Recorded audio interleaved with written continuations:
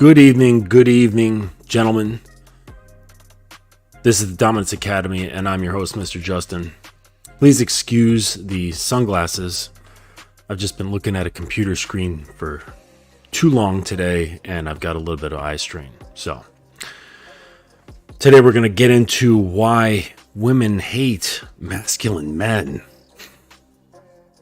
Let's get it. Welcome to the Dominance Academy, where we specialize in revitalizing manhood and leadership. Our approach focuses on developing men to lead with strength and passion, enriching their lives and their families. We provide practical solutions and expert guidance in the realms of sexual education and the mysteries behind polarity and structured power dynamics. Join us at thedominanceacademy.com and restore harmony to your home while rediscovering the joy of a fulfilling masculine presence. It's time to step into your role as a leader and as a man. And now, the host of the show, Mr. Justin.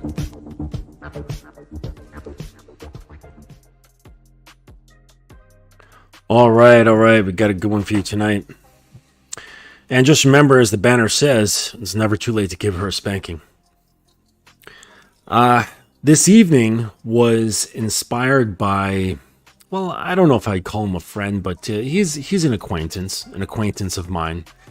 And he grabbed a clip off of YouTube from, one of these guys who I guess he's a coach for men or relationships or something along those lines.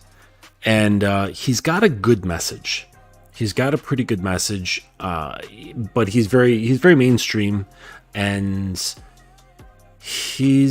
I don't know what's about him. He's a little Derek Jackson-y. I don't know, but if you know what you're doing, you know what he's saying is true. But if you don't know how to hear him properly, you're going to hear things wrong, if that makes any sense. What's up, Uncle Guns? And congratulations on being my first wrench. Yeah, so respect to you. All right, so what's up, King Ken? What's up, Mitch? All right, so we got into this like little discussion, this acquaintance of mine, over this clip that we're gonna watch here, and he was just going on and on about how there's just this big problem out there, and it's an epidemic. He said it's an epidemic of the problems of dealing with women, and he was referencing this video that we're going to watch about how women run away from masculine men. And I don't know, maybe things have changed out there on the streets. I have no idea, but last I checked, women love masculine men. They just don't like bitch asses who are trying to control them out of fear, right? A friend of mine goes by AV, Alpha Villains. I don't know if he's still active on YouTube. I haven't checked in a while, but he had this great line, and he said, "You got to walk women off the leash," and that's one of the deepest things I've ever heard him say, is that you got to walk women off the leash. And it's true. Like it's there, like the collar's there, but the leash isn't. And their ability to stay next to you is everything to do with their choice and your influence, right? Just the same. I'm not saying women are dogs, but just in the same way you can influence a dog to stay by your side without needing a leash. It's the same way. It has to do with your presence, your understanding of, dog mentality.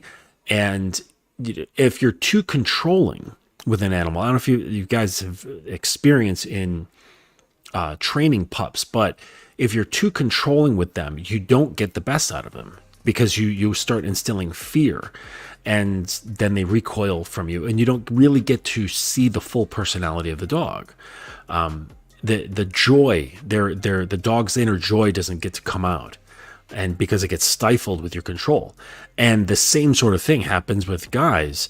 And this bitch assness in terms of control that I'm talking about, it comes around in many different ways. It can come about in forms of manipulation. It can come about in forms of guilt trips, gaslighting, and just overt control. Like, you're not allowed to do this. You can't do that. No male friends for you. No ability to go out without me. You can't do anything, right? And it's like these types of guys that would like to take an Apple AirTag and just insert it into her ass like a butt plug and just keep it there at all times. Like, she can take it out when she needs to use the toilet, and then it goes right back in. It's like, that's what these guys, and they think that that's masculine behavior. No, that's fear. Okay, because masculine behavior isn't ruled by fear. What are you afraid of? Women? Really? What are you afraid of girls for? What are they gonna do?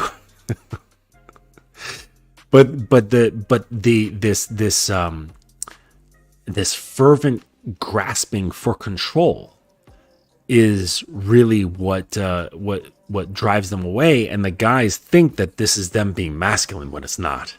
This is not masculine behavior. This is fear-based behavior.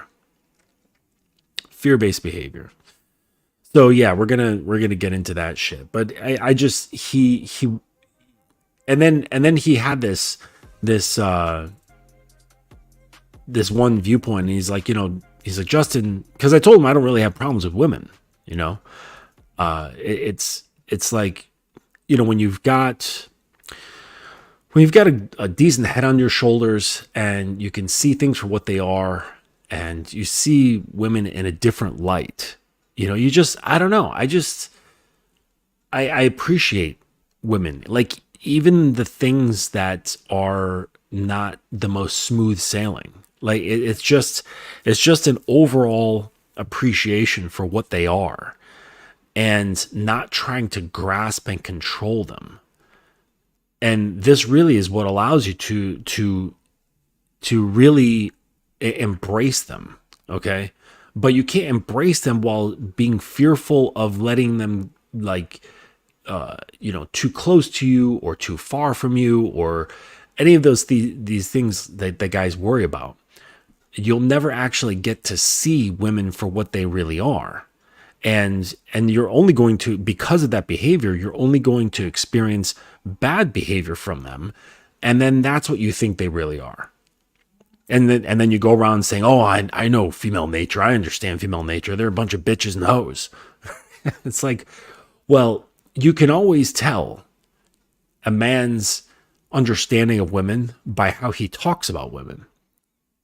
So if you're out here and you're watching all of your, subscribed YouTube channels, and they're sitting around just talking about terrible experiences with women, you can tell that that's the only experience that they've had. This is why I easily denounce all these red pill channels, because that's all they talk about. They rarely, if ever, put a link in the chat if you know of a red pill channel that talks about positive experiences with women. I've not seen it. Granted, I haven't been watching red pill content in a long time now, but if any of you guys know, if you've ever come across positive experiences surrounding women on red pill channels, please illuminate us. Because I don't think it's there. I really don't think it's there. And that's how you can tell the truth. You can tell a man's experience by what he talks about. The truth is revealed in the things that he says. Shout out to Miles Cunningham. Ryan Stone. Oh, okay. All right. So I could get behind that, because Ryan Stone has been around for a long time. And he's run the gamut. So, all right. So there we go. Okay. Yes. Ryan Stone. But I don't even know if I would consider that red pill at this point, because it's mutated and morphed so much. But thank you for that submission, Mitch. There's not enough of that. If there is any, there's not enough of that. What's up, Mary's Kid? Good to see you, man. But yeah, so just listen. Like, listen to guys in the wild, your friends, your own father, uncles, and of course, podcasts or people on YouTube, and you can hear their experiences, and then you can tell the truth of it, right? Because a man who has gone the distance and he understands the way, he understands himself such that he understands women, and then there's no grasping, there's no trying to control, there's no longer any need to consume them. In fact, it's only at that point that a woman wants you to consume her. That's the irony of it. When you lose your taste for women, right? Almost like a cannibal who loses taste for human flesh. It's at that point that they want to be eaten. And then you're like, well, I'm not that hungry, but let me just watch you for a while because you are incredibly intriguing. And it's like that. It's just like that. So yeah, Mitch, I don't know what the hell's happened to Red Pill. It became a cash cow, is what it did. It became a cash cow to a number of channels, and salute to them for the hustle. I don't ever bash hustle, but you also have to be cognizant of what you're doing and how you're contributing to the world around you. And the thing is, though, is that I think a lot of these guys thought that they were doing a service to men, but it really was only a partial service. Okay. So it's one thing, like, say someone who'd never been to New York City before comes to me and says, "Hey, Justin, I'm visiting New York City. Can you tell me places to go and where not to go? Because I hear some parts are kind of dangerous." And let's say I only told them of the places not to go. I'm like, okay, don't go to these neighborhoods and that borough at this time of day because you're bound to get mugged. Okay? That's only part of New York. Okay? If I just told them that, then sure, they could come here and have an experience and they would avoid those parts and go, whew, okay, right. Those bad things didn't happen to me. Okay? But I failed to tell them about all the wonderful things that you can discover in New York City. And I'm not talking like just the touristy stuff, but like the stuff that you can only experience and learn about by spending years here. And like, about the cool little spots and the little idiosyncrasies that are in different areas of the city. And that's the part of the people who really, they're here, they lived here, they understand it, they've dug around, they've had their experiences, and they go, oh man, New York is amazing. And not for the things that you can see, the Broadway and Empire State Building and all that bullshit, right? But it's like the little known gems that I guess, tried and true residents know about.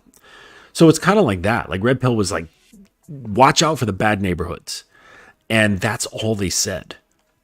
And they didn't have anything positive to say about the other parts. And so what that did is it drew in people with their pain and their fear and their misinformation. And then they're surrounded by other people who can then validate and reaffirm these preconceived notions. And then you've got like a lot of guys who don't even have experience, and they're listening to these other guys who are likely bullshitting that they've had the experience, even though they're just regurgitating shit that they heard. And they just do it enough so that it becomes truth to them. Right? They just keep like mulling it over like mantras. Women bad. Right? And then it just becomes truth. They no longer have doubt in the things that they're saying because it's just churned over and over. And then these guys coming in, they're like, "Ooh, that makes logical sense. Yeah, hypergamy." Women are gonna get you. And they don't have any experience, and they just take it as truth because, hey, there's like hundreds of thousands of guys who are all saying similar things, so it's got to be true, right? Little do they realize that, looking at stats, because red pill guys love stats, most guys in like their young dating ages, like what, 18 to 33 or something like that, none of them are having sex. They're not having positive interactions with women, so how the fuck do they know?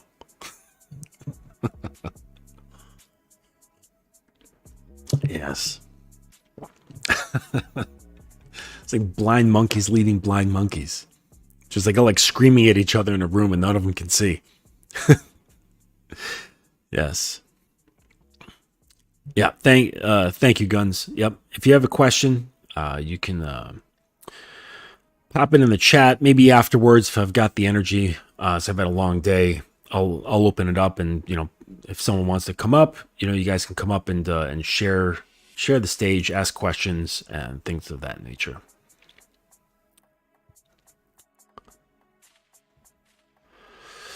It shouldn't be about truth, just what's effective. I don't know. It depends on, because truth is effective. I guess it all depends on what the truth is. So let's check out this. Let me just mute my tunes here, and let's present share screen. Where are the masculine men? All right, hang on a second. Hang on. So I don't want to block my lovely face.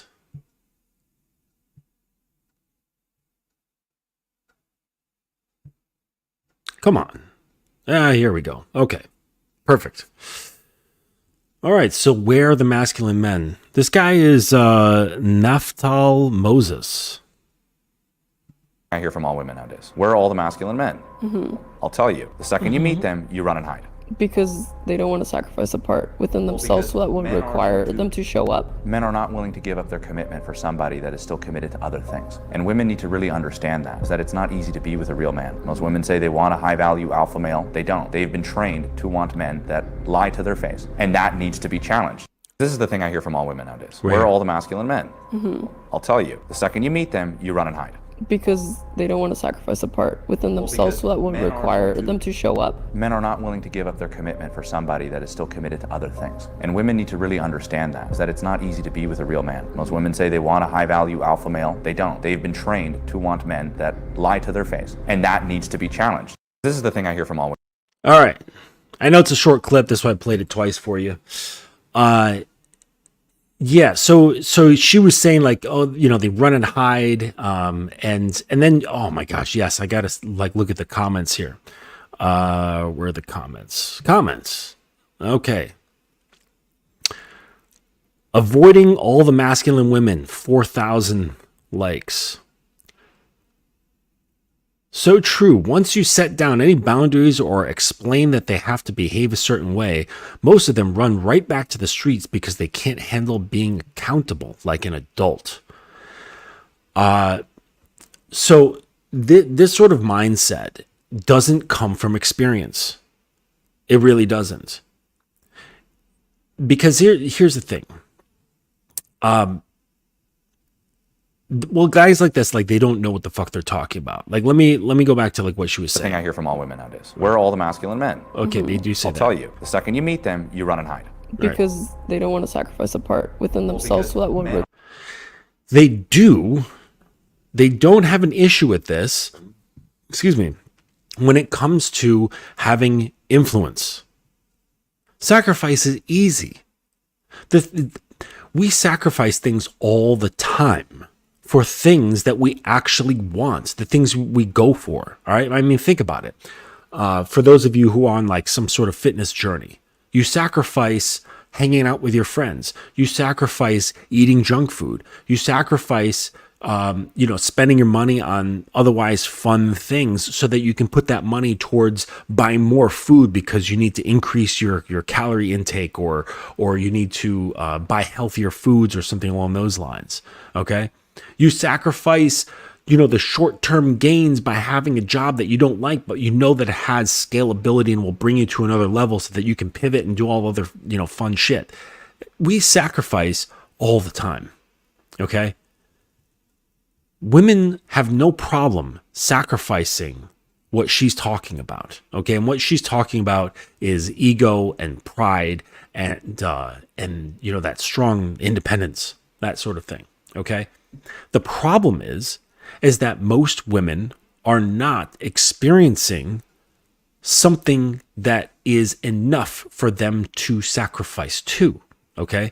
Because to sacrifice is to put yourself on the stone, to be sacrificed, like they used to do to the gods. They would put an animal or a person, like in the ancient Mayans, they would sacrifice a person to the gods. It would be a releasing, right? But it's only because the thing they're releasing to, they had their trust in. So if someone is not trusting the source or what they're looking at, they're not going to sacrifice anything, or they're going to only partially sacrifice to see if maybe kind of sort of it works well or whatever. But it's not going to be that relinquishing. And because there's a lack of trust, you cannot have sacrifice without belief. Okay, just like all those things, those very simple earthly things that I was mentioning about goals and things like that, you have to have faith that your efforts in the gym and in the kitchen are going to be fruitful for you. You have to have that belief. It's not like you have facts. I mean, you've got like data from other sources, but or maybe you've done this before in the future and now you have like empirical data with your own self. But if you've never done this before, you have to have faith that it's going to work out. If you just work hard, stay focused, and make the sacrifices, you will attain the fit body that you're looking for. Okay, that requires a strong amount of faith and trust. And this is what men cannot elicit from women today. And one of the main reasons why is because they can smell it on you. They can smell the doubt. They can smell the laziness. They can smell the what is it? The undercurrents of entitlement,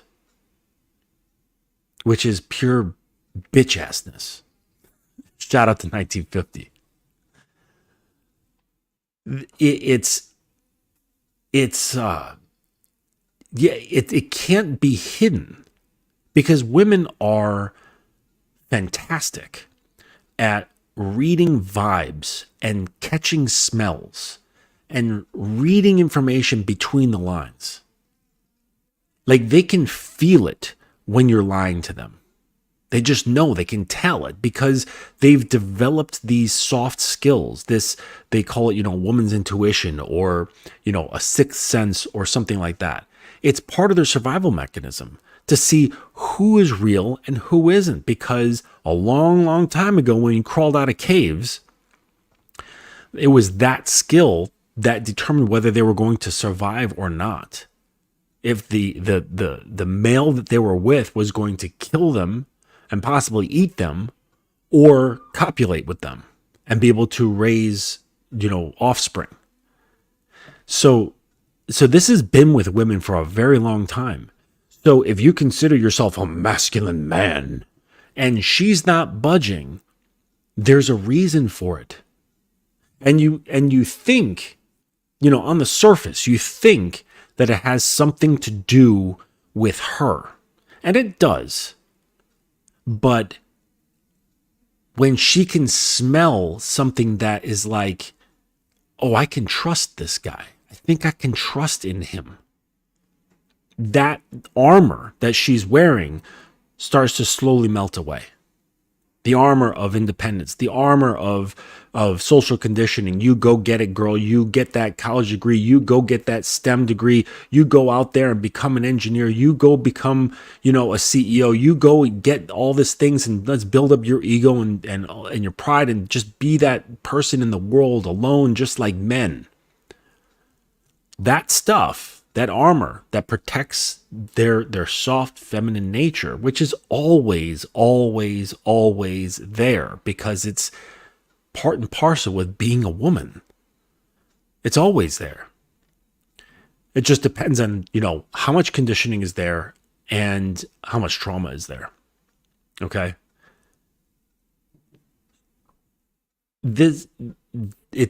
Whatever's going on in there, that will melt away. So there's variables, but it can melt.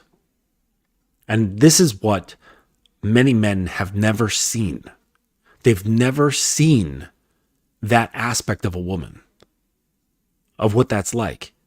And because they haven't seen it, and they don't have a clear sense of who they are and the role that they play in their experience of women, they will never get it. They will never really see these things, because they only see things through their surface lens. And they believe that that's all there really is. What was that story? I was trying to explain this story to my to my girlfriend about oh, come on, help me out, guys. It's like this old Greek story, I think, where there were these guys chained to a wall, and there was a fire behind them, and then all they saw were like the dancing shadows on the wall. It was something along those lines. Help me out if you remember.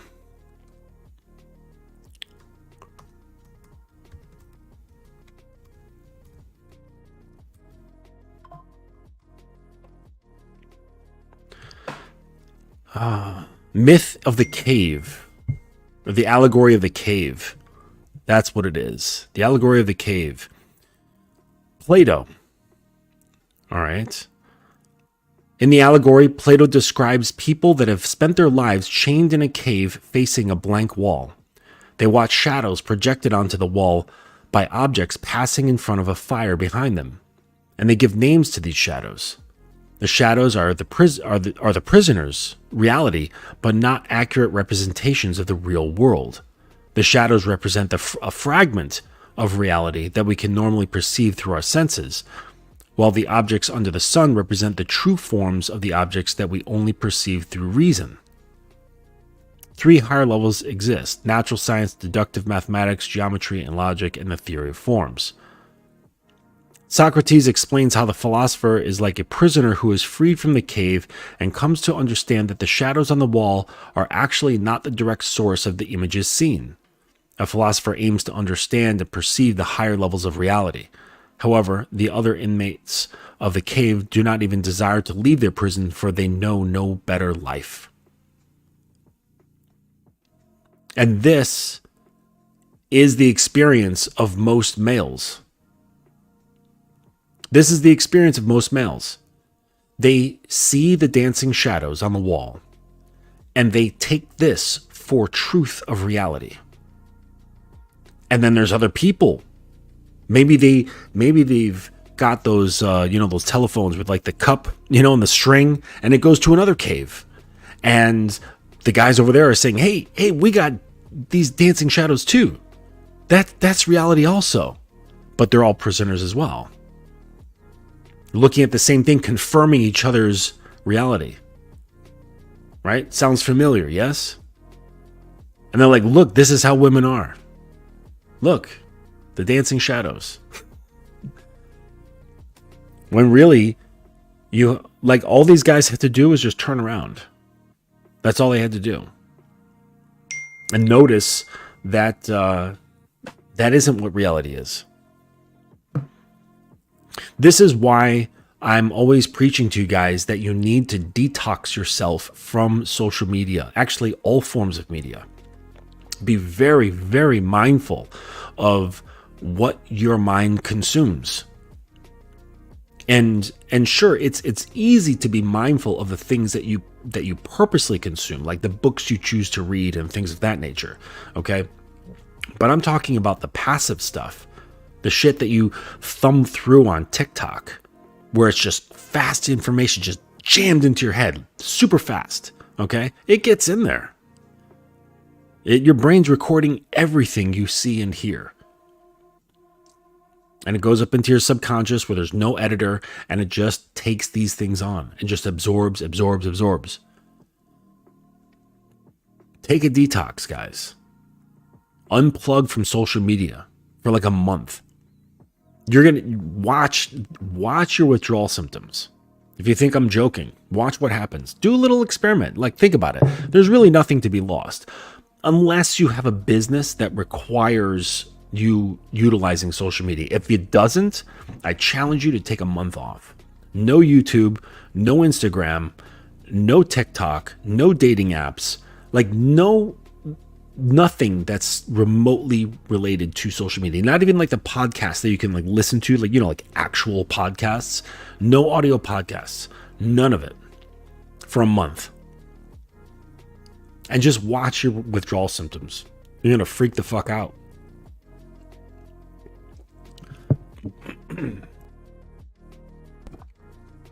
You're addicted to that dopamine. The dopamine hits. Oh, and you're going to have to turn off your notifications for those things too, because you're going to have, the little number there, and you're going to see the number grow and grow and grow, and it's going to drive you insane. So you have to turn off the notifications, on the app so you don't see them, tricking you, pulling you in.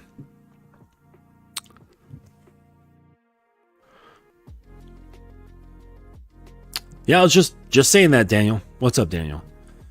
Yes. Yep. Quit it for a month. See what happens. Navel gazers. Yes. Yeah. But yeah, all this stuff will absolutely mess with your head, because that's the whole point of social media. It's about social minds. Like, I don't think you understand like how they're really constructed, right? Like, if you want to watch a movie just before you unplug, check out The Social Dilemma. All of this shit is engineered with incredible precision. All right? Like, what you get from your feed is not yours.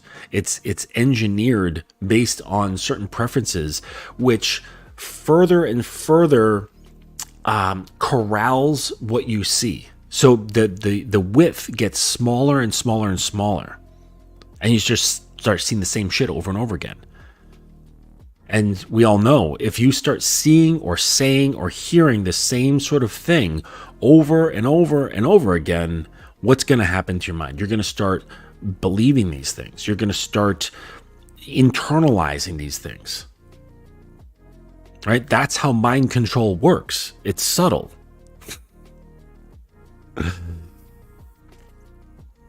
Let's see here. Dylan the Islander, I got banned from dating apps 2 years ago, and it was one of the greatest things that ever happened to me.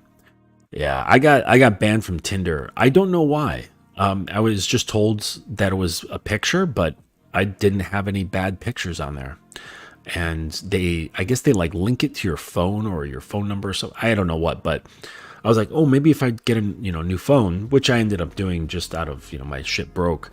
But still, no Tinder for me. Yeah. And you asked for what? It was being direct with women. Ah, yeah. Maybe that was my thing as well. I don't know.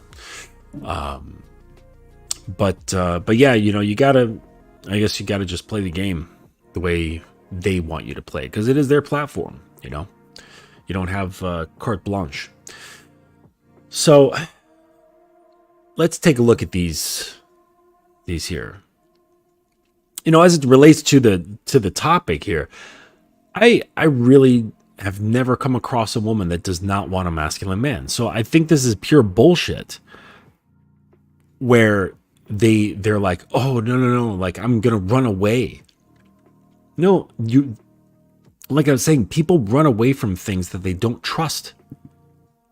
That's all it is. Now, of course, people bring their own trust issues to the table, right? You cannot force them. But, and here's the thing. They're talking about masculine men, all right? One of our most endearing traits is stillness, is to let them be. Listen, if a woman doesn't want to get on your program, through your invitation, of course, not by drilling her or testing her or forcing her, coercing her, but just inviting her. If she doesn't want to play, that's fine. No problem. She can sit the bench. She can, maybe she's indecisive or whatever. She can sit the bench, right? And other people can get on the field. She can walk off the field. She can go do something else. It doesn't matter, okay? But when you make it about the woman, that's like making the gameplay about who's sitting the bench. This is where these guys get it all fucked up. And my acquaintance that I was chatting with on Clubhouse, he didn't understand how his biggest flaw in understanding these things was that he was making it all about women. When you make it about women, you lose. Like the moment you switch into that gear, everything falls. And you don't even know that it's fallen because you still have this like train of thought and you feel like you're on top of shit and you can understand certain things and maybe some of these things make rational sense. But you're making it about the woman. Okay? And it's not about women. The way is just about you. That's it. Like the Mandalorian, like it's about him. It's about the path. It's not about all the other shit. All that other shit comes second. All right? Let's look at these other comments here. Modern females subconsciously want a guy that will look after them, but also in the same time want to be Miss Independent. Can't have it both ways at the same time. Perhaps that's true until she has a taste of what it's like to feel looked after. Okay? And not looked after in a white knight sort of way. Okay? There is, from a visual standpoint, there is some correlation between how a man looks after a woman and the way a white knight or a simp looks after a woman. You could glance at their behaviors and go, they look pretty similar. But the motivations underneath is what makes all the difference in the world. Makes all the difference in the world. Like I mentioned before, like with, the examples of clones. You got two clones. They're exactly the same in every way. Both good-looking guys. And they both take a woman out to dinner or whatever. But clone A is afflicted with self-doubt, insecurities, and, and he's a bit of a nice guy. Okay? Clone B, his only difference is that he's fully confident in himself. He does not have any sort of neediness whatsoever and simply just wants company. He wants the company of an attractive woman, and that's it. That's all he's into, right? That's all he wants. Right? So just some attractive woman to chit-chat, flirt with while he has a meal or a drink or whatever. The other guy, Clone A, there's all this other shit riding on it that no one is aware of and that he's aware of, maybe even just partially if he's somewhat self-aware. But let's face it, most are not that self-aware. Okay? He's not that self-aware. So most of it is the part of the iceberg under the water. And he'll tell himself that he really likes her and, oh my gosh, she's so beautiful, and oh, I'm just going to do the right thing, and man, I'm just such a good guy. Let me put on my shining silver armor for her. And you look at their behaviors and they're identical, but it's the motivation underneath. This makes all the difference. It's the motivations.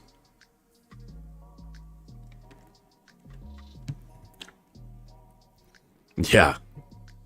Arrow, man, Mandalorian was awesome, man.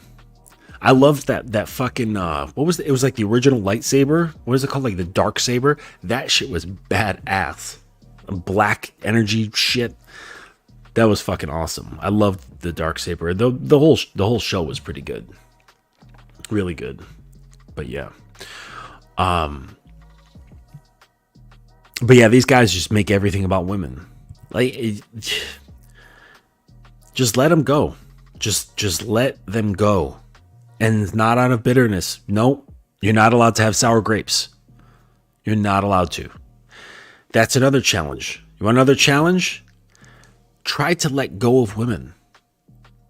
Let go of your incessant thoughts about women. I don't mean this disrespectfully, but they don't matter. I mean, they do in like the larger sense of the universe or whatever, but they don't matter in the sense that they should be guiding or altering or influencing your thoughts and your behaviors and your choices and all this stuff. They don't matter that much. They matter in a universal sense. Yes, right? Yin yang and, proliferation of our species and whatnot. Okay? But they don't matter. And so try to let go of women without being bitter. You have to let go of your bitterness. And then maybe you can learn to appreciate them. I was reading this article that a colleague of mine sent me, and the whole notion of the article was viewing women as cute and silly. And I never really thought about it that way, but that's how I've been viewing women. Like, even when they're being difficult, it's still just being cute and silly, But you guys would look and you'd see a woman, like with her friends, and she's like, they're dressed up to go out and looking really sexy and shit. Boom, judgments. You start looking at them, you perceive them, you judge them. All right? Or you have lust. You're like, oh man, I wish I would fuck one of those girls. Oh, I'd destroy them. I'd bend them over there, come on their face there, right? Or fear. Man, I would love to go talk to those girls, but man, they would just laugh at me. Or I could never talk to those girls because hypergamy. They've got 100 guys in her DMs. I can't compete with that. Right? All these judgments. And all you did was just look at them. They're just 3 female human beings enjoying themselves at the other end of the bar, and they're dressed to go out and have fun and look sexy. And then boom, like all this narrative, all this dialogue, all these perceptions, all of these beliefs, all of these judgments, and you don't know them from a fucking can of paint. Isn't that wild how you guys do that? They're just, shout out to Steve, they're just squirrels. That's all they are. And you're like trying to figure them out, like with your fucking binoculars, taking notes, commiserating with your other wildlife observers. That's a spotted-backed horntail.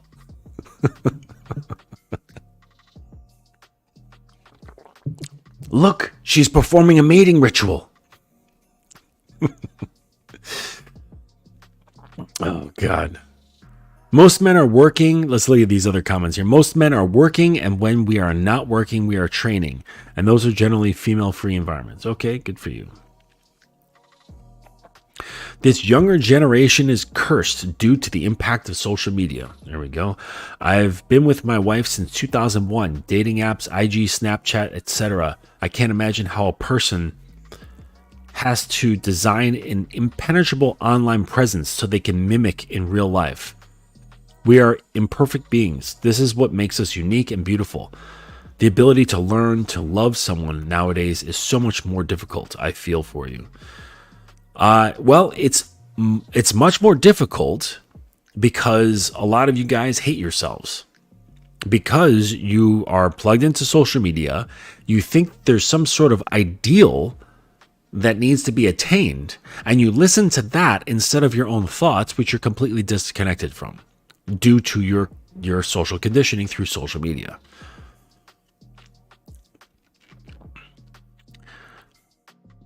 This is from a guy called Emotionally Mature. Most women these days walk past a high-value man thinking to themselves, he's too clean for me, or he acts like he's too good for me. No, dear.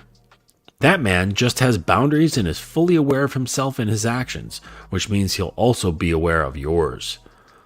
And you won't be able to get away with the stuff you usually do with those other guys you're used to. See, when you spend enough time, I mean, shit, you could even spend enough time listening to my bullshit and pick these things up and start talking as though you live the life. So, but he's not, because he's talking about other women. This is his thing here. Yes, it makes sense, but he's not talking about his experience. He's talking in a hypothetical, let me make this generalization about just women in general, not his personal experience, okay? Women in general, in this conceptual sense, and then making these claims. That seemed to make sense, okay? But no matter how much sense it makes, if you're not living this, if you're not that guy, then what the fuck? And then it's like, is he living this way where women think that he's too good for them? How would he know what they're thinking? You see, it's all made up dialogue. You guys are writing stories in your head that are not real. You know what's real? The things you are experiencing directly in your life. And if you're not experiencing anything, that's your fault. You are the farmer of your own life. If you don't plant seeds, don't complain about not having any crops. It's that simple. And they're like, well, if you plant the seeds, they're just gonna run away with your land. It's like, okay, if you want to be cynical and defeatist, then just go away. Just go away. Stop complaining. Nobody likes a complainer. Nobody. The only people that like a complainer are other complainers. That's it. Men do not like complainers. We like people who can recognize an issue. Sure, if it's bothering you, great. Say something, say it bothers me, but then do something about it. And women, they don't even care to hear what your thoughts are. They just want you to do something about it because they don't give a fuck about how you feel. Get that through your thick head. Nobody does. Nobody cares how you feel. Fuck your feelings. They don't matter. They're not going to make or break any decision. They just prevent decision. And this is where guys are stuck. They're stuck because they want someone to feel for them. Guys, wake up. Nobody gives a shit. Nobody. I mean, except possibly a close relative who's older than you. A mother, a grandmother, an aunt, something like that.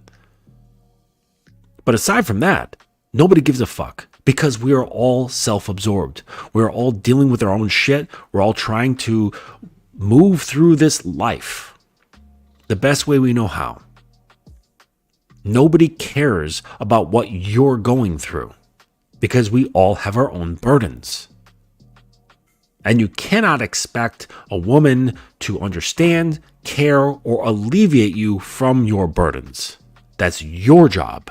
She does not want to pull up your pants and wipe your nose. She doesn't care. None of them do.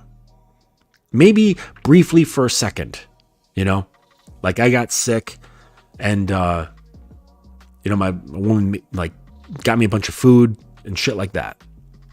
But like, that's the extent of it. If it went on for too long and I start complaining and whining and, oh my gosh, like I had like a fever and shit like that. Like after a while, it'd be like, oh my God, like get a grip, dude. It's not like you cut your leg off with an axe by accident. Like just, you're a little bit sick. Get well, get over it, and continue moving forward. And this, and yeah, maybe some women will say it directly like that, but they're thinking it. Now, should you care what they think? No, but you should be aware of it. You should be aware. No woman's going to hold your hand. None of them. But here's the thing. What I said to another colleague of mine a couple years ago, and he was talking about how cold the world is. He's like, man, it's a cold world out there. And I said, yeah, buddy, it's only cold when you're seeking warmth from it. You only feel lonely when you're seeking the world for your company. And the only reason why you're seeking the world for your company is because you're rejecting yourself. When you stop rejecting yourself, you're always in great company. Always. Always. Because you're always with your most favorite person in the universe. How can you be lonely? You only get lonely when you reject the self and you're seeking the world to fill that in for you. When you want the woman to hold your hand. And then when she's not, it makes your hand feel empty. It only feels empty because you're expecting it to be full. Well, it already is full with your hand. God damn it.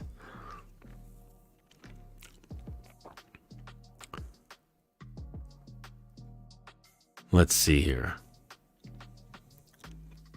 Okay, here, real men. Real men don't like being grouped into a personality type. I'm a real man and remain the unique character I have always been, as every man should do. Okay, fair enough. I'm getting tired of the term high value. Yeah, it'll be gone. People will no longer say the term high value. It got popular. It's just bullshit. It's fluff. What have I said here? There's only two categories. There's men and not men. That's it. That's it. There's no variations in there. Okay? They're just like men are like just come in different colors. And that's about it. There's men and there's not men. That's it. But yes, King Adam here says, I'm tired of the term high value. It implies to most people, especially to women, rich. Most people are not rich and can still be high value. The conversations are moot. We're imploding as a culture in every way. Might as well let it happen. Well, see, now he sounds nihilistic. Nihilistic. But the thing is, though, is that, a lot of this stuff, what it does is it breeds cynicism. And when you're cynical, let me just close this out of here. When you're cynical,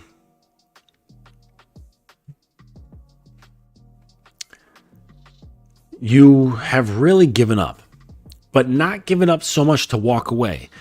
When, like, a cynic will be someone who grows to loathe the game. And instead of just leaving the field, you're standing there on the sidelines bitching at everything. You're bitching at the ref. You're bitching at the players. You're bitching at the grass. You're bitching at the weather. You're bitching at the stands. You're bitching at the people in the stands. You're bitching at the fucking camera crew. You're bitching at the food. You're bitching at the beer in your hand. Bitch, bitch, bitch, bitch, bitch, bitch. This is what cynicism does to you. It's giving up without giving up. And we've been to games. You've been to games before. There's just like awful hecklers. And it's like, dude, if you hate it so much, just fucking go. It's just a game. Enjoy yourself. Just enjoy it. It's not that big of a deal.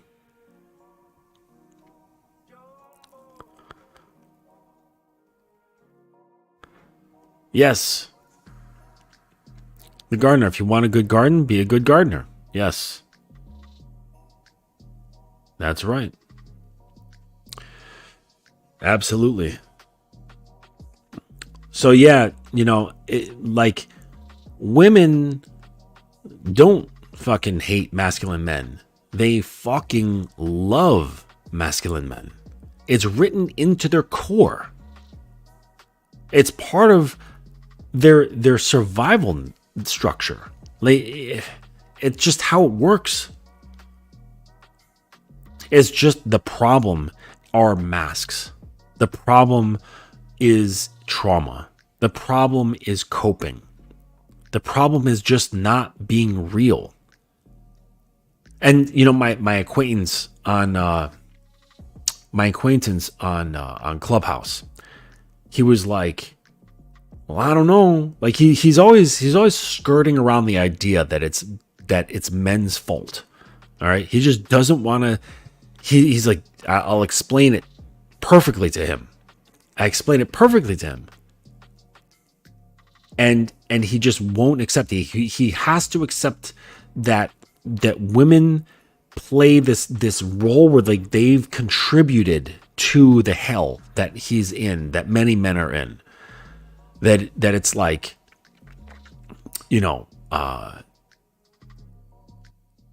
and yes, women are autonomous, right? They do have autonomy of their own. Okay? Yes, they do. But the thing is, though, is that women are influenced. They're influenced by, it's just everything. Like, and that's part of what makes them beautiful. That they're influenced by things. This is what makes them soft. All right. So you see a woman who's become more prideful, become more industrious, becoming more independent. Okay. That's because she's able to absorb that, because women can be influenced. They're influenced by so many things. This is why they can be taken on emotional journeys when they watch certain movies. They get sucked right in. Okay? And the fiercest, most independent, most masculine women will be pulled into movies like this. Show them The Notebook. Find a woman who hates The Notebook. Okay? Or who isn't affected, doesn't have any sort of emotional reaction whatsoever to something like The Notebook. Right? Or Bridges of Madison County, or whatever. There's like tons of them. Tons of these like just heavy hitting emotional chick flicks. All right. Fuck 50 Shades of Grey. Right? You tell me that the only women who read 50 Shades of Grey, one of the highest selling books of all time, they were all just soft, submissive women? Fuck no. Fuck no.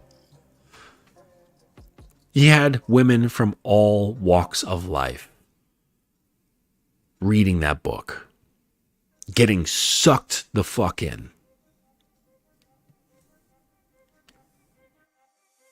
Yeah, 1 second here, just checking the phone. Okay. All right, I'll just clients. Okay. So, yeah. Women like masculine men. They don't like complainers. They don't like whiners. They don't like laziness. They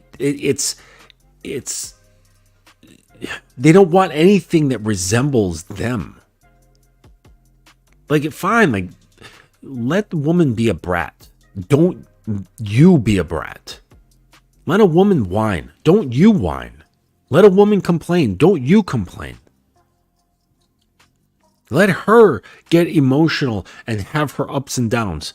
You stay still. Relax. Settle yourself. This is the position of man. This is the way. The mountain. This is the path. stillness. Not activity, not fucking hamster wheel. Okay, to coin a very, very old red pill phrase. If you guys remember, the hamster wheel. That's what they always talked about. Especially, I think, in also like the pickup community. The hamster wheel. But yeah. All right, so let me see here. Invite. Copy.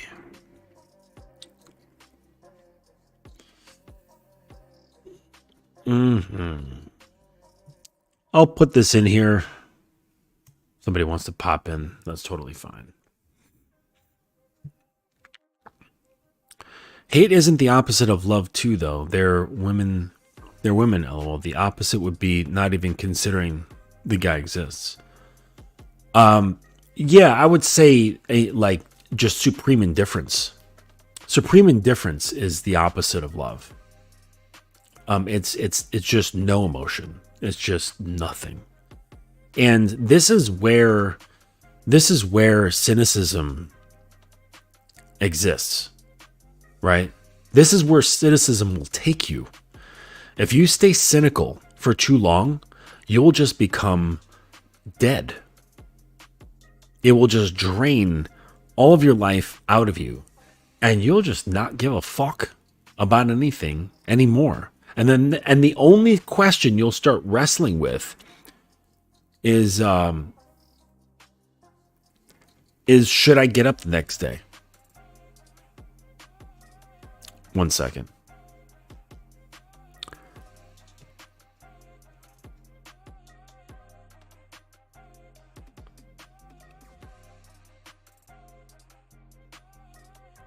All right. But yeah, that's your path. Your path is to just avoid, right? Like the opposite of form. If you're interested in Buddhism at all, and I highly recommend you look into Buddhism. If you're into it, there's this book. Check it out. It's called Entering the Stream, and it's a great introduction into Buddhism. So, oh, here's my man Daniel. Yes. Let me just mute the music here. What's up, Daniel? Are you in a windy area, man? Because like you're. Hang on, let me. Where's my fucking music? Turn it off. Okay, there we go. Right there. Sorry, say again. You. Oh yeah, you're gonna have to turn that off. Yeah, you're gonna have to turn that off. I'm sure it's really fucking hot where you are. You're in the Philippines. What's up? Good to see you again, Daniel. What's up, buddy? You got a question for me? Yeah.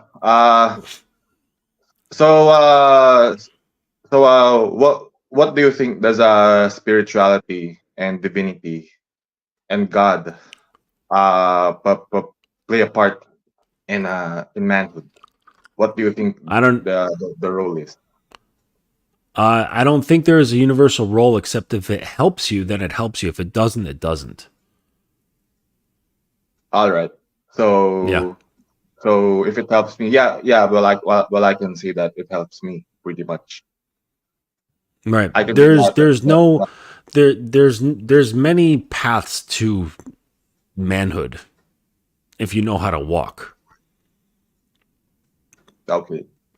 All right. What does that mean, though? But there's no guaranteed path like, oh, if you practice this form of spirituality, it'll make you a man. No, it won't. Okay. It's kind of, okay, here's an interesting thing. Okay, so I've got a large background in Buddhism. And Buddhism has the funny way of taking the very ordinary and making it extraordinary in the most silly kind of way. And they break it down where, like, sure, they show monks in these robes and these beautiful temples chanting away and all this sort of stuff. And they'll say, oh, yeah, this is how we practice our lifestyle. And, this is how we do our thing. And then in the same breath, they'll say, Yet you can achieve enlightenment by washing the dishes. Right? So it's not about the, like a specific thing. It's about how you walk. It's about how you take that walk. And if you're doing the walk right, it doesn't matter what you do. So there's no specific way. Me, myself, I'm an atheist. So there is no real path for me in that sense. Okay. Well, I guess you're referring to the exoteric form of spirituality, which is religion. I'm talking about the esoteric spirituality. I'm talking about the esoteric form of spirituality where it's individualistic, where you're gonna have to seek within yourself the deeper parts of yourself and your purpose, and the role that you serve in the universe and your relationship with God as a whole. Like that's my Well, that's something for you to figure out. But I'll tell you what, there is only one purpose for human males, and that is to become a man. That is it. That is your only purpose. When you're born, your purpose is to become a man. And the purpose of a female is to become a woman. It's that simple. It's not this divine calling. It's not some crazy occupation. Okay? It's something you are and that you become. It's a becoming. That is your purpose, is to become. I see. And that is the only worthwhile purpose, is becoming. Yeah, I think that I'm asking a question that should only be related to myself. I don't think that my question has anything to do with manhood at all. I'm curious on what you think on spiritualities. But yeah, because at this point I realized that living in the flesh and living in the heart is just gonna create and breed more suffering to you. Like it's never gonna have any meaning and profound meaning in your life. So Well, sure. Well, that is one thing that most religious or spiritual practices have right, and that they all will say, if you are entranced by the pleasures of life and of the flesh, it will lead you into more suffering. definitely. And even the atheistic religions like Buddhism, they said the same thing. So if they're all kind of saying it, then that's probably something to watch out for. That our lust and our hunger for things and sensations will bring us greater suffering. And it's true. But here's the trick. It's not about getting those things. It's our attachments to them. So you can have an abundance of women, but if you're attached to them, you will suffer. You can have abundance of money, but if you're attached to it, you will suffer.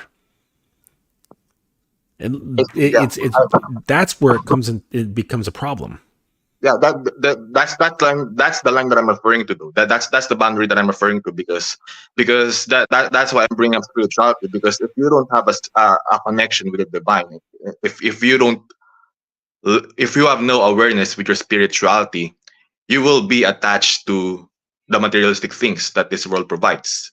Which the problem is that No. You should rephrase that by saying I. Don't speak for me by saying you. Say I. Yeah. Say, if I have a disconnection with my spirituality, if I am attached to these worldly things, I will suffer. Don't say you, because that means you're speaking for me, and you can't do that. Yeah. That's not what I meant. I'm saying. Yeah. Well, we have to be cognizant of the words we use and how we speak. Yeah. I'm referring to myself, and yeah. That's my experience as of late. That yeah. Very good. Good.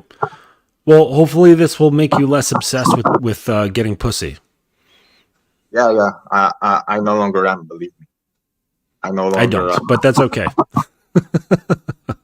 Well, you know me very much, Mr. Justin. You know me very much. you know me very much. Yeah, you have every reason to not believe it. But yeah, that's my All right, that's but I wish you well on your journey. I wish you well on your journey. Do you have any other questions, Daniel? yeah. I, to be honest, I wanna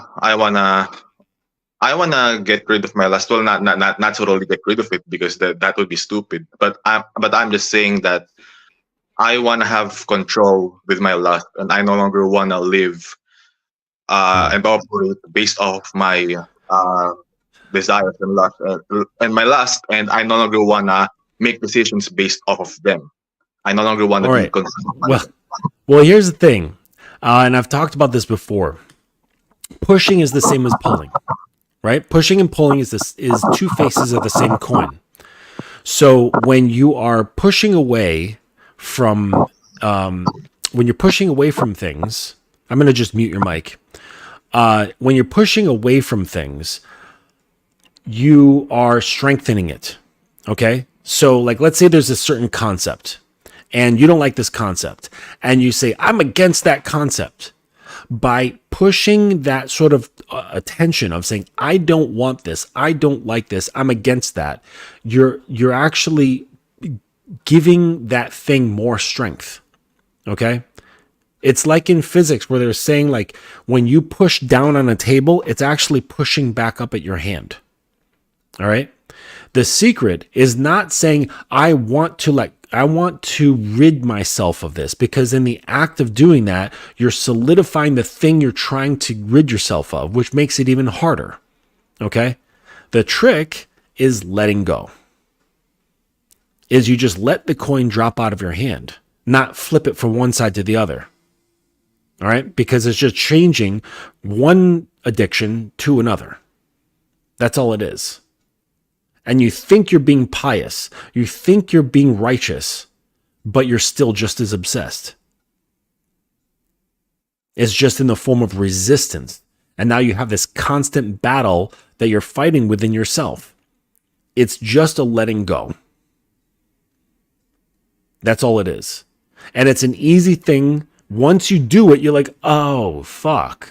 But until you get to that point, it seems like this weird ethereal concept, and that is not the case. It's a very simple switch that it's in your mind, and it's just letting go. It's a gentle act, okay? It's not throwing it down on the ground, right? Saying, I resist my desire for women, right? And it's obviously not the pulling and the consuming, all right? It's a gentle letting go. So actually, I'm going to unmute you. To get to that point requires a bit more compassion for yourself, because the pushing and the pulling is actually you suffering.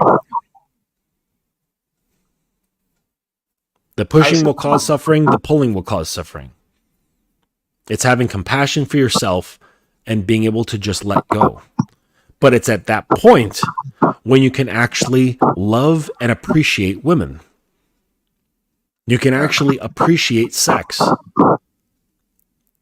You're no longer using it to consume, to get dopamine or to feel stronger or cooler or more manly or anything like that. This is when you're actually able to appreciate things, is when you actually let them go. But you're afraid that if you let things go, then something bad will happen. It's not. It isn't. So it's like the story of Dumbo's feather. Dumbo thought that he needed this feather to fly, and he was so afraid to let it go. But one day he couldn't find it or whatever, or he dropped it. I can't remember the story, and he was still flying. It was all in his head. So I'm gonna have to surrender the I mean, even surrendering is too forceful. It's gentleness. It's a gentle letting go. Letting go. Yep. Okay, so it's a gentle letting go and having more compassion for yourself. having more compassion for myself, and Yep, letting because go you're of my craving and you're identity, pushing are both letting causing go of my suffering. identity. Yeah, letting go of my identities that I've attached to those things and feelings that I'm No, having. no, it's letting go. No, it's letting go of craving. And it's also letting go of pushing away. Pushing and pulling are the same thing. Okay? Yeah, yeah, Cool. definitely. I see. All right, Daniel, I'm going to put you back in. Thanks for coming All up. right. Thank you, Mr. Justin.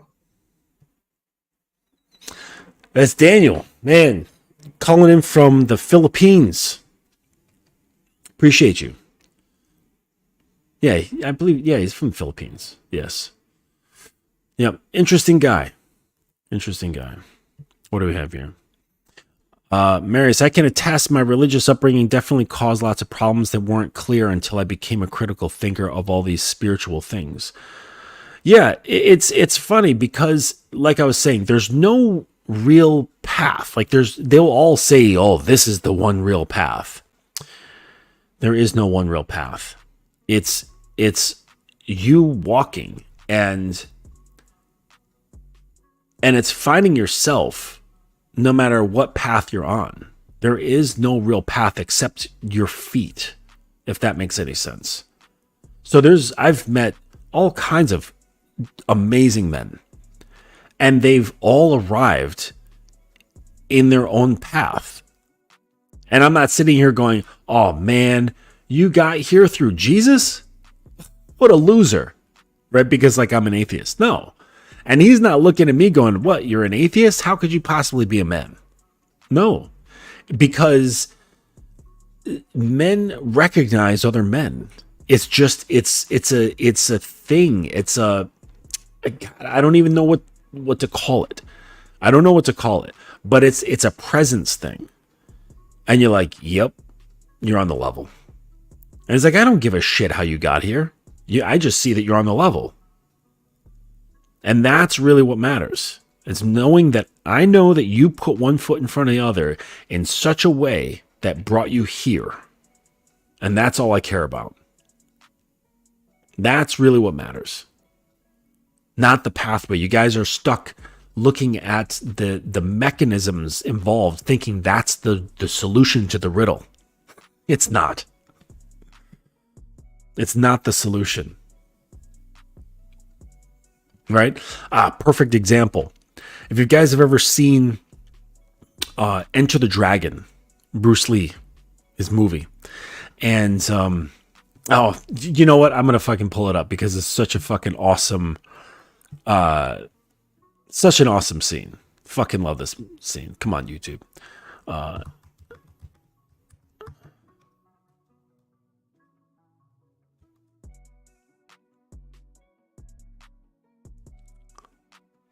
Okay. Yep. All right. Here it is.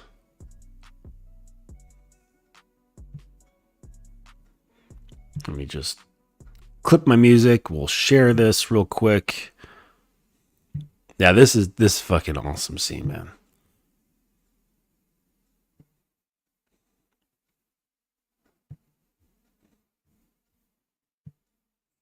Okay, yeah, I'll just block off my face. I don't care.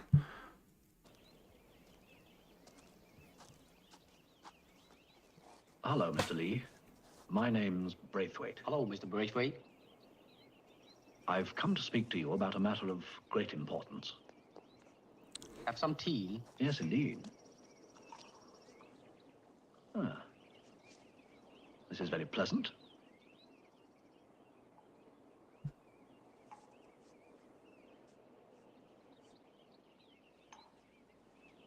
Mr. Lee, I've come to speak to you about a tournament of martial arts. A tournament to which you've already received an invitation. Specifically, the tournament organized by Mr. Han. Han's tournament. I know. But we'd very much like you to attend that particular tournament, Mr. Lee. We, Mr. Braithwaite?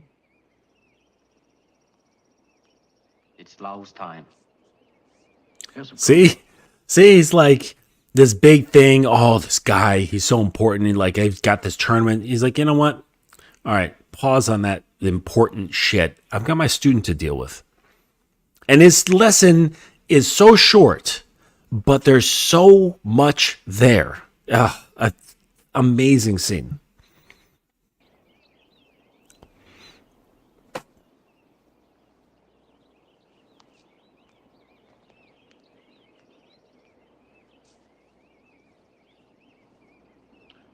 Kick me.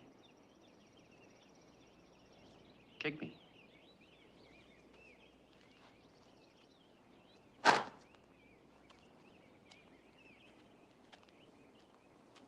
What was that? An exhibition? We need emotional content. So this is like males today cosplaying as men. Okay? They're putting on an exhibition of a kick. And Bruce is like, no. I need emotional content. Now watch. Try again.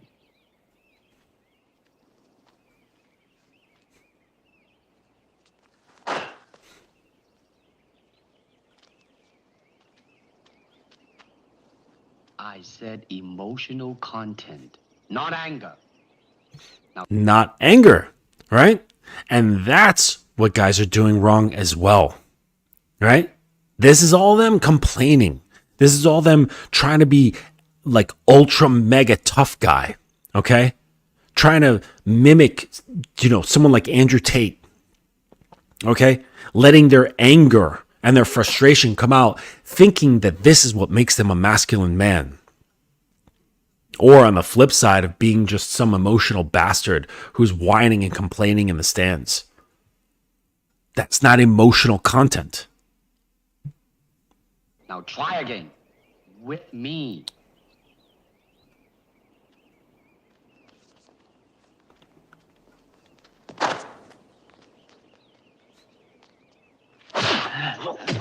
That's it.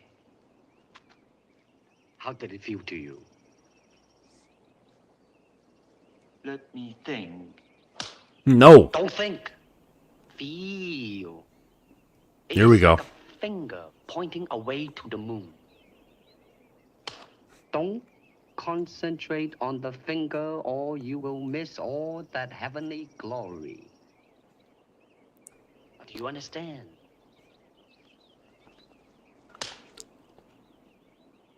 Never take your eyes off your opponent, even when you bow. That's it.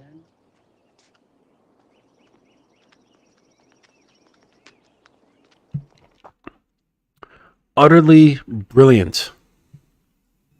Utterly brilliant. There is so much in that scene. It's unbelievable. So much in that scene. Don't put on an exhibition. Kick me with feeling. No, not with anger. Feeling. Be present. Bring yourself to the kick. And then to, kind of tie this into what Daniel was talking about. It's not about the path. It's not about the finger pointing at the moon. That's irrelevant. And you guys are so obsessed with the finger. But this person said, but that person said, but this person's authority or that would blah, blah, blah, blah, blah, blah. No. Idiots. You're missing the whole fucking point. You're missing the heavenly glory. And the funny part is the moon is you. You are the moon. You are the kick.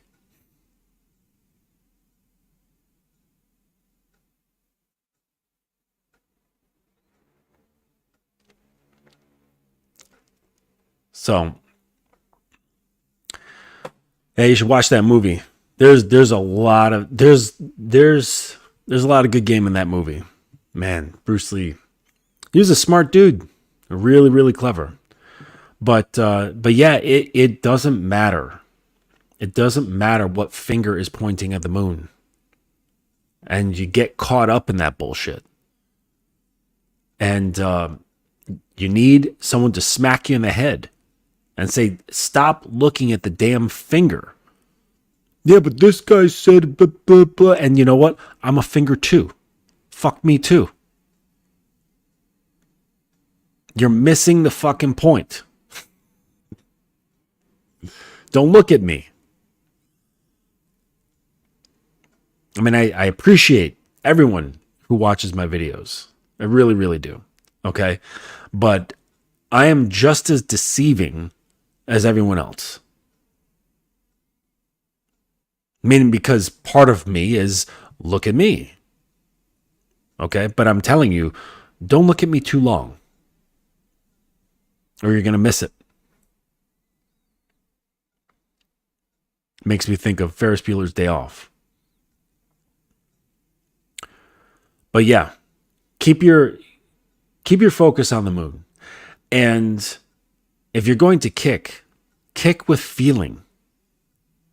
Kick with emotional content, not the individual feelings of like anger and filling it up. Just pure emotional content. And perhaps you've ever done something that brings this out of you. And there's many, many things. There's many things that can bring this out of you. There's things, martial arts is one of them, but not necessarily martial arts. Other sports, certain crafts can do this. And it's just bringing you to a state. I don't know. Maybe you guys who are like really into gaming, maybe it does that for you. I have no idea. I've never gamed that hard. I loved video games when I was younger, and occasionally I still play with my son, but I've never experienced flow state. But I don't know. I should talk to my son. Maybe when he's fucking destroying everybody on Fortnite, that he's in some sort of flow state. I have no idea.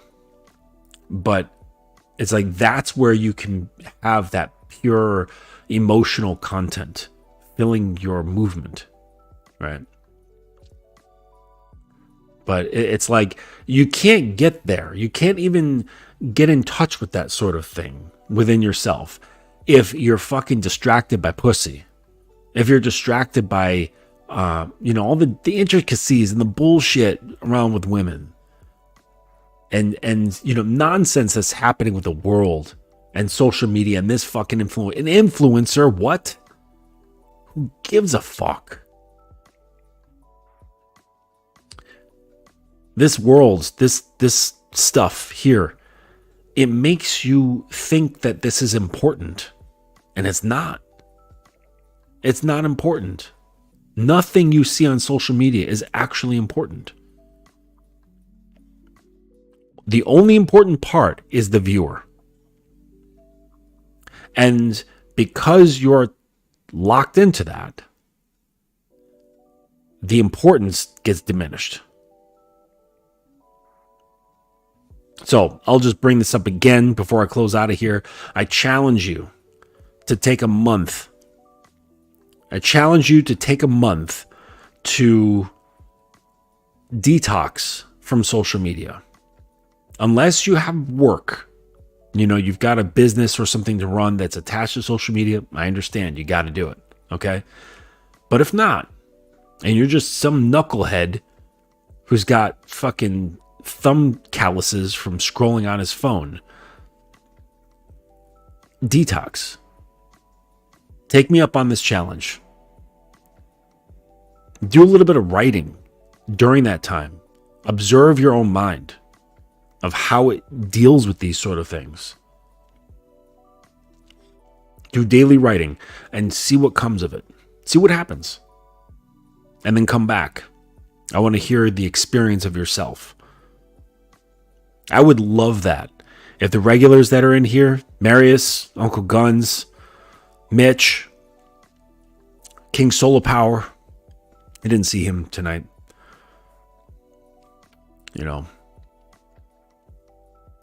King Ken, Daniel, you know, like if I don't see you guys for like a month, that would be amazing. And then you come back a month later and I want to hear all the shit. I want you guys hop up on, on camera with me. And, if you don't want to have the camera, you just want audio, that's fine. And just explain what the experience was like, unplugging yourself. I think that would be incredibly educational for everybody involved.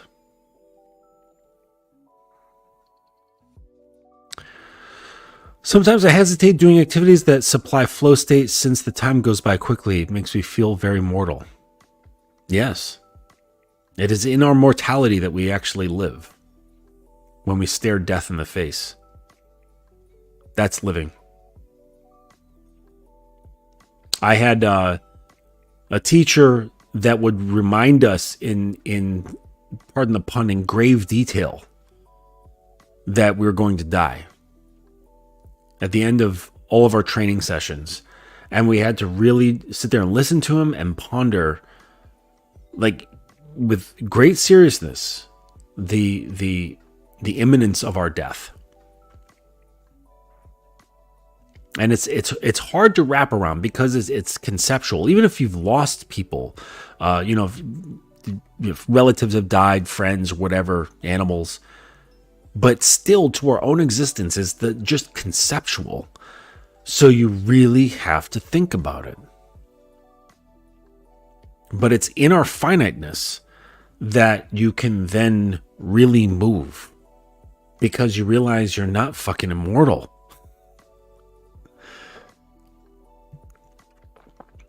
So it's like, well, why are you wasting your time with the bullshit? Namely, in your own head. You didn't even put it there. Right? So just get it out.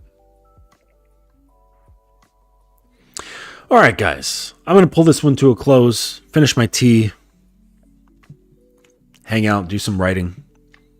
I'm almost done. I am almost finished with the How to Be a Fantastic Lover ebook.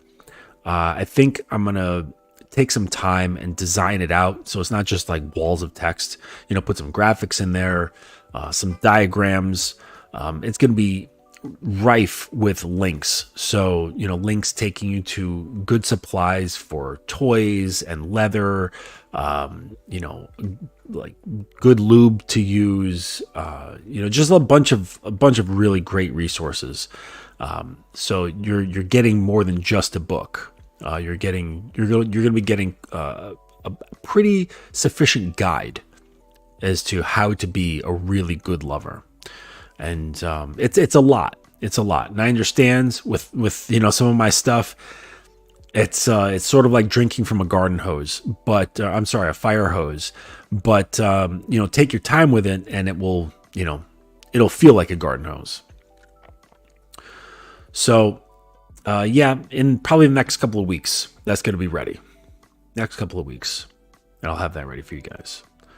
So look out for that on the website. If you have any questions, email me at justin@thedominanceacademy.com. You can go and check out what I have going on there at thedominanceacademy.com. And you can find me on Instagram at thedominance.academy. Thank you for tuning in. Thank you for watching my videos, supporting the channel. If you've appreciated anything here that has made any kind of impact, please leave a comment, share it with somebody. I would appreciate that more than growing my own popularity. If you find any of my videos impactful, share it with a friend. Say, hey man, I think you should check this out. That is more important to me than, looking at my analytics on YouTube and seeing that there have been more likes. I don't care.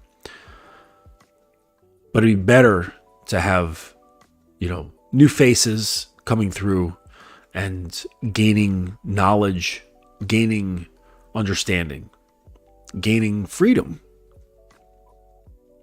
That's what this is about. All right, guys. I appreciate you. And and we'll catch you on the next one.